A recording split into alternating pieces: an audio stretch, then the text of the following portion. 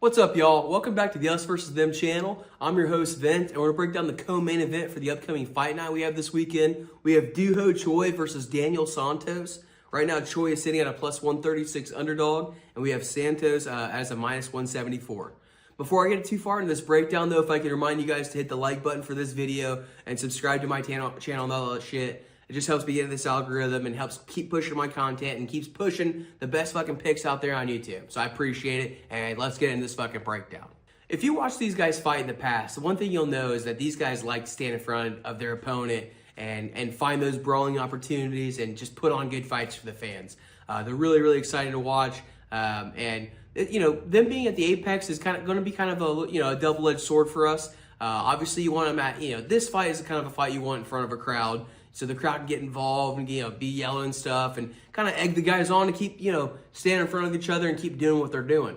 But it's going to be at the apex, so it's going to be a limited number of people in the audience. And obviously though, that does come with a smaller octagon.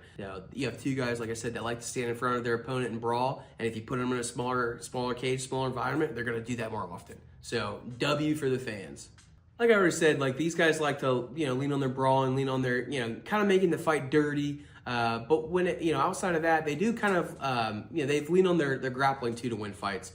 We have seen in this last fight where Choi kind of smothered Nate Landwehr, used the grappling, got on top of him, kind of sucked the life out of him a little bit with the grappling, the top pressure, the ground and pound, and then eventually got the crucifix position and landed his elbows, and that was the end of it. So leans on his grappling there. It's kind of something that we haven't seen Choi do in the past, especially before his military service. And then on the other side of that, you have Santos. We've seen in the past where he's spammed, what was it, 2 fights ago, he shot almost 20 takedowns in a 15-minute fight. That's somebody that's obviously very motivated to initiate the grappling exchanges, and he's using his wrestling to do that. So both of them big on the grappling, or big on the brawling, big on the striking, but they also will grapple as well. One thing worth mentioning, especially since we're an MMA gambling channel, is sometimes you have the archetype of you have two guys that like to brawl, like to bang it out, and they go and fight each other, and everybody's thinking it has to be a great fight, it has to be, and then they go in there and they kind of nullify each other out, they kind of cancel each other out, and we've seen that before time and time again. The most infamous example is probably Derek Lewis and Francis Ngannou. Terrible fight, one of the worst fights in history. But even in retrospect, you would think that getting that fight signed, it has to be fireworks, right? This could be a watered down version of that. We could definitely see that. I think it's just at least worth mentioning. When it comes to finding betting value, the line's kind of all over the place.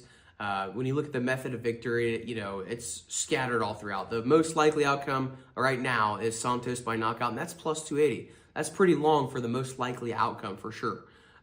So picking a method of victory is going to be tricky on this one a little bit, but you can obviously, pick, seeing the likelihood of an outcome happening, or a knockout outcome happening, especially on the side of Santos. He's going to maybe have a power advantage. He's going to be willing to look to get on the inside and make it a little more dirty. I think he's going to find more opportunities to make it dirty, just being the shorter range shorter, more powerful fighter.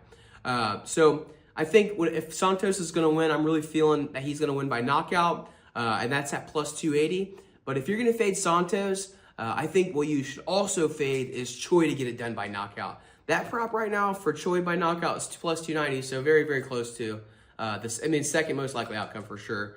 But I just really like the durability of Santos. That's number one. And Santos has never been KO'd before, and I just don't see it happening this week, and he's super, super durable. And the second reason why I think that could happen is we've seen Choi just be a lot more measured of a fighter since he's done his military service. I don't know if the Korean military service made him more disciplined or whatever it is. I'm not sure, but something about it has changed his style of fighting a little bit, and I think in a good way. We've seen a really good version of Choi in this, since his return. So if you're gonna go with Choi to get it done this weekend, fade the knockout. I'm telling you, fade the knockout and have him get it done by decision. You get more money out of it anyway. That prop right now is sitting at plus 500. Well, that's all I got for you guys in this breakdown. Stop by for my next video. We're gonna break down the feature fight of the night. We got Malcolm Wellmaker versus Juan Diaz. Gonna be a sick fight. It's always a good time, when Malcolm Wellmaker's in the octagon. So I'm excited for that one. And that's all I got for you. So I'm the fuck out of here.